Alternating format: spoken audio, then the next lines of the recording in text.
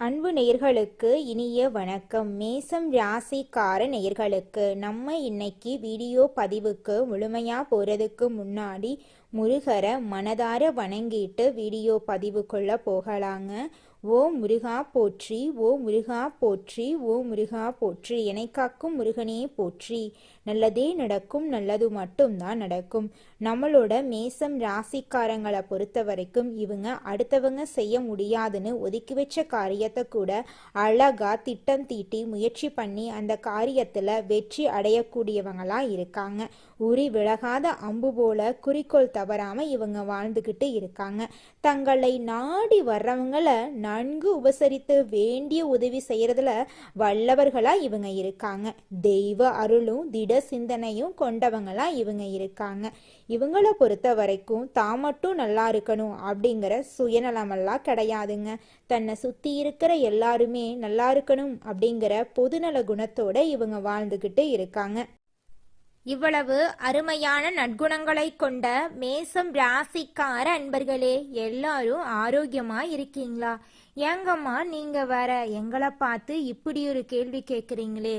எங்க வாழ்க்கையில இருக்கக்கூடிய பிரச்சனைகளை பார்த்தா நாங்க ஆரோக்கியமா இருக்கிற மாதிரியா தெரியுது? நாங்க இந்த உலகத்துல உயிரோட வாழ்றதே பெரிய அதிசயமா இருக்கு. நாங்க எப்படிமா ஆரோக்கியமா வாழ முடியும் அப்படின்னு உங்க மனசுல நினைக்கிறது புரியுதுங்க. மேசம் ராசிக்கார நேயர்களே, உங்க வாழ்க்கையில இருக்கக்கூடிய இந்த துன்பமான சூழ்நிலை எல்லாமே இனி வரக்கூடிய காலங்கள்ல காணல் நீரா மறைய போகுதுங்க. திருமணமாக ஆகாதவங்களுக்கெல்லாம் திருமண தடை நீங்கி திருமணம் நடக்க போகுதுங்க. குழந்தை பாக்கியம் இல்லாதவர்களுக்கு குழந்தை பாக்கியம் கிடைக்க போகுதுங்க. பூர்வீக சொத்து ரீதியாக இருந்த அனைத்து பிரச்சனைகளுக்கும் தீர்வு கிடைக்க போகுது. உங்களுக்கு வர வேண்டிய பூர்வீக சொத்து உங்க கையில வந்து சேரப்போகுதுங்க. உங்க வாழ்க்கையில நல்லதெல்லாம் அடுக்கடுக்கா நடக்க போகுதுங்க. உங்களுடைய ஆசைகள் கனவுகள் எல்லாமே நிறைவேற போகுதுங்க. இந்த 2026ஆம் ஆண்டு மேசம் ராசிக்காரங்களுக்கு நல்ல அமோகமான பலன்களை தருங்க. கடந்த கால கசப்பான சம்பவங்களை நீக்க போகுது. வருமானம் பொருளாதாரம் கணிசமாக முன்னேற போகுது. வேலை வாய்ப்புகள் நன்றாக இருக்க போகுது. மாணவர்கள் கல்வியில சிறந்து விளங்க போறாங்க. விளையாட்டு போட்டிகள்ல வெற்றி பெற வாய்ப்பு இருக்கு. மேல்நிலை உயர்கல்வி ஆராய்ச்சி கல்வி போன்ற கல்விகளிலும் சிறந்து விளங்க போறீங்க. ராகு மற்றும் கேது கிரகங்களின் பெயர்ச்சி சாதகமான பலன்களை உங்களுக்கு கொடுக்க போகுது. விடாமுயற்சியுடன் செயல்பட்டா வெற்றி நிச்சயமா உங்களுக்கு கிடைக்குங்க. குருவின் பார்வை கோடி நன்மைகளை உங்களுக்கு தருங்க. குடும்பத்துல சுப நிகழ்ச்சிகள் நடக்கும். திட்டமிட்ட காரியங்கள் வெற்றிகரமாக நடந்து முடியும். குரு பகவான் 9வது மற்றும் 12வது வீட்டின் அதிபதி. அவருடைய பார்வை 12 மற்றும் 8வது வீடுகளிலும் விழுகும். கடந்த கால கஷ்டங்கள் நீங்கி தொழில முன்னேற்றம் ஏற்படும். மூதாதையர் சொத்துக்களை பெற்று செல்வ செழிப்பு அடையலாம். திருமண வரன் தேடி வரும். குழந்தை பாக்கியம் கிடைக்கும். வெளிநாடு சென்று கல்வி கற்க வாய்ப்பு கிடைக்கும். சனி பகவான் லாபஸ்தானத்தில் சஞ்சரிப்பதால் வருமானம் அதிகரிக்கும். மார்ச் 6வது முதல் விரயசனியாக 12ஆம் இடத்தில் சனி பகவான் சஞ்சாரம் செய்ய இருக்கிறார். செலவுகள் கட்டுக்கடங்காமல் போக வாய்ப்பு இருக்கு. கொஞ்சம் எச்சரிக்கையா இருந்துக்கோங்க. சேமிப்பில கவனம் செலுத்தினா நன்மைகள் உண்டாகும். 7 சனி காலகட்டத்தில் உடல் நலத்துல கவனம் தேவைங்க. ராகு பகவான் 11ஆம் இடமான லாபஸ்தானத்துக்கும் கேது பகவான் 5ஆம் இடத்துக்கும் மாறுகிறார்கள். பொருளாதாரத்தில் வளர்ச்சி உண்டாகும். ஆன்மீக நாட்டம் அதிகரிக்கும். கேதுவின் வருகை செல்வத்தையும் செல்வாக்கையும் அள்ளி கொடுக்கும். காரியங்கள் வெற்றிகரமாக நடத்த முடியுங்க. குருவின் சுப பார்வை பலங்களால் குடும்பத்தில் சுப நிகழ்ச்சிகள் நடக்கும். ஒரு சிலருக்கு திருமணம் நடக்குங்க. ஒரு சிலருக்கு குழந்தை பாக்கியம் கிடைக்கும். கணவன் மனைவிக்கு இடையில் ஒற்றுமை அதிகரிக்கும். பிரிந்து சென்றவர்கள் திரும்பி வரலாம். வீடு மாற்றம் வீடை புதுப்பித்தல் போன்ற மங்களகரமான காரியங்கள் நடக்கும். அலுவலகத்தில் இருந்த கசப்புத்தன்மை நீங்கும். பதவி உயர்வு சம்பள உயர்வு கிடைக்க வாய்ப்பிருக்கு. அரசு துறையில் நல்ல பெயர் கிடைக்கும். வியாபாரத்தில் பணியாளர்களுடைய தொந்தரவுகள் நீங்க போகுது. இதுநாள் வரைக்கும் உங்களை வேண்டாம் என்று உதறி தள்ளிட்டு போன சொந்த பந்தங்கள் எல்லோருமே இனி வரக்கூடிய காலங்கள்ல உங்களை தேடி வரப்போறாங்க. தொழில இருந்த தடைகள் விலகி வருமானம் அதிகரிக்கும். புதிய முதலீட்டாளர்கள் வருவாங்க. பழைய ஆட்கள் திரும்பி வருவதற்கு வாய்ப்பிருக்கு. போட்டியாளர்களின் பலம் குறையும்.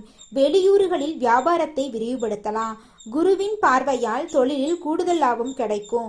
பணப்புழக்கம் சீராக இருக்கும். பொன் பொருள் ஆடை ஆபரண சேர்க்கைகள் கிடைக்கும். கொடுக்கல் வாங்கல் விஷயங்கள்ல கவனமா இருக்க வேண்டுங்க. உடல் நலனில் கவனம் தேவை. உணவு பழக்க வழக்கங்கள்ல கவனமா இருக்கணும். கால் தொடர்பான பிரச்சனைகள் வரலாம். செவ்வாய் பலவீனமாக இருக்கிறதுனால உடல்நல பாதிப்புகள் அல்லது விபத்துக்கள் ஏற்பட வாய்ப்பு இருக்கு. துர்கை அம்மனுக்கு விளக்கேற்றி வழிபடுவது ஆரோக்கியத்தில் முன்னேற்றத்தை அளிக்கும். சித்தர்கள் மற்றும் மகான்களின் வழிபாடு வாழ்க்கையில முன்னேற்றத்தை கொடுக்கும். விநாயகர் ஆஞ்சநேயரை இடைவிடாது வணங்கி வழிபட வேண்டுங்க. சனிக்கிழமை தோறும் எண்ணெய் தேய்த்து குளிச்சா சனி சன்னதிக்கு சென்று மஞ்சள் சாட்சி வணங்கி வழிபடலாங்க. முருகனை வழிபடுவது சிறந்த பலன்களை உங்க வாழ்க்கையில தரும். பழனி பாலதண்டாயுதபாணி சுவாமி திருக்கோயிலுக்கு சென்று வந்தீங்கன்னா உங்க வாழ்க்கையில இருக்கக்கூடிய அனைத்து பிரச்சனைகளும் காணாம போயிருங்க. உங்களுடைய எண்ணம் போல உங்க வாழ்க்கையில நல்லது மட்டும் தாங்க நடக்கும். மேசம் ராசிக்கு 70-80% முன்னேற்றம் நிறைந்த ஆண்டாக இந்த ஆண்டு அமைய போகுதுங்க.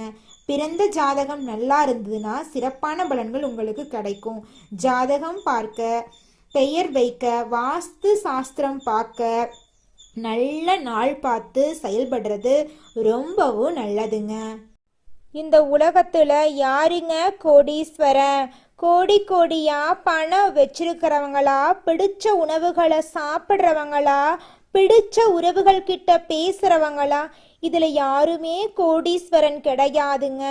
யார் ஒருத்தவங்க நோய் நொடி இல்லாம, மனக்கவலை இல்லாம நிம்மதியா தூங்குறாங்களோ அவங்க தாங்க இந்த உலகத்திலேயே சிறந்த கோடீஸ்வரன். அப்பேற்பட்ட கோடீஸ்வரன் ஆகக்கூடிய யோகம் உங்களுக்கு இந்த மாதம் அமைஞ்சிருக்குதுங்க. உங்க வாழ்க்கையில இனி வரக்கூடிய காலங்கள்ல கவலை, கண்ணீர் அப்படிங்கிற பேச்சுக்கெல்லாம் துளி கூட இடம் கிடையாதுங்க. இது நாள் வரைக்கும் உங்களுடைய மனசில் இருந்த மனக்கவலைகள் எல்லாம் இனி வரக்கூடிய காலங்கள்ல காணாம போகுதுங்க. நீங்க சந்தோஷமான ஆரோக்கியமான வாழ்க்கைய இனி வரக்கூடிய காலங்கள்ல வாழ போறீங்க.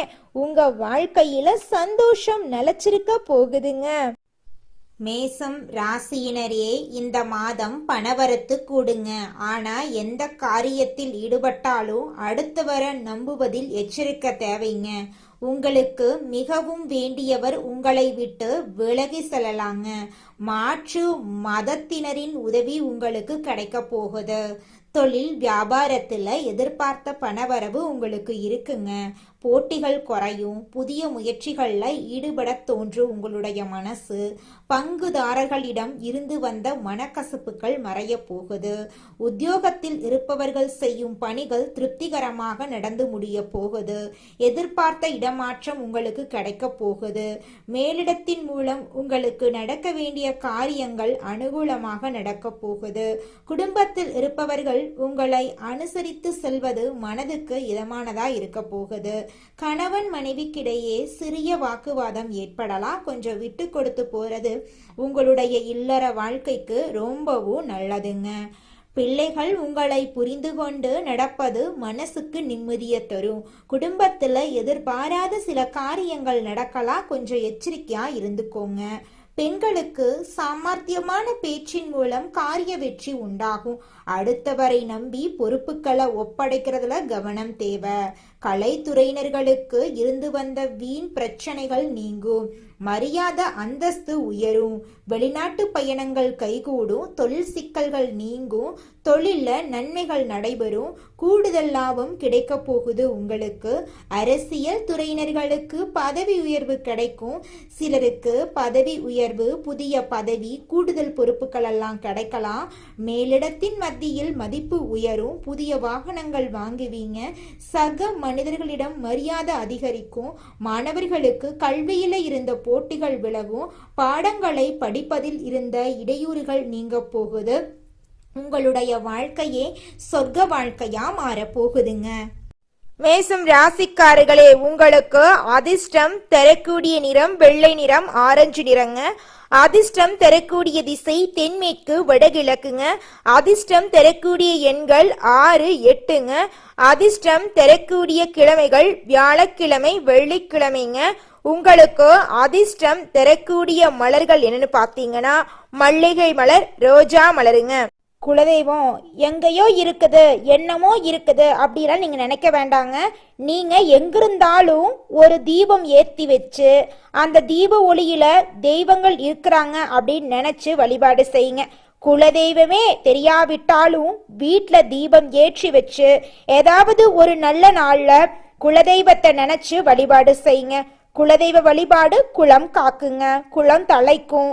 முதல்ல குலதெய்வம், அப்புறம் இஷ்டப்பட்ட தெய்வம், அப்புறம் உங்களுக்கு விருப்பப்பட்ட தெய்வங்க.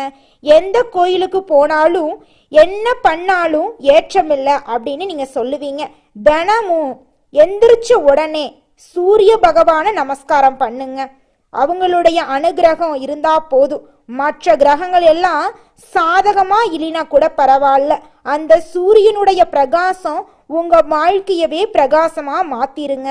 அந்த வெளிச்சம் உங்களை வந்து சேருங்க. உங்க வாழ்க்கையில் இருக்கக்கூடிய கண்ணீரெல்லாம் கரைஞ்சு போயிருங்க. அஸ்வினி, பரணி, கிருத்திகை 1ஆம் பாதத்துல பிறந்தவங்க மேசம் ராசியில பிறந்தவங்களா கருதப்படுறாங்க. இவங்க கொஞ்சம் பிடிவாத குணம் கொண்டவங்களா இருக்காங்க. மேசம் ராசிக்கு நட்பு ராசியா இருக்கக்கூடியவங்க யாருன்னு பாத்தீங்கன்னா கும்பம், சிம்மம், தனுசு, மிதுனம். இவங்க எல்லாரும் நட்பு ராசியா இருக்காங்க. இவங்கள பொறுத்த வரைக்கும் வாழ்க்கையில ஒரு குறிக்கோளை பிக்ஸ் பண்ணிடுவாங்க. அந்த குறிக்கோளை அடையிறதுக்காக இரவு பகல் உறங்காம உழைச்சுக்கிட்டே இருப்பாங்க. இவங்கள பொறுத்த வரைக்கும் நட்புக்கு முக்கியத்துவம் தருவாங்க. நண்பனுக்காக உயிரை கொடுக்க கூட தயங்க மாட்டாங்க. தன்னுடைய குடும்பத்துக்காக ஒட்டுமொத்த வாழ்க்கையும் அர்ப்பணம் செய்யக்கூடியவங்களா இவங்க இருக்காங்க. தைரியமான குணம் இவங்க கிட்ட இருக்குதுங்க. அடுத்தவங்க செய்ய முடியாதுன்னு நினைச்ச விஷயத்தையெல்லாம் கூட இவங்களுடைய தைரியத்தால அந்த காரியத்துல முயற்சி பண்ணி அந்த காரியத்துல வெற்றி அடையக்கூடியவங்களா இவங்க இருக்காங்க. நல்லதே நடக்கும், நல்லது மட்டும்தான் நடக்கும். நன்றி, வணக்கம்.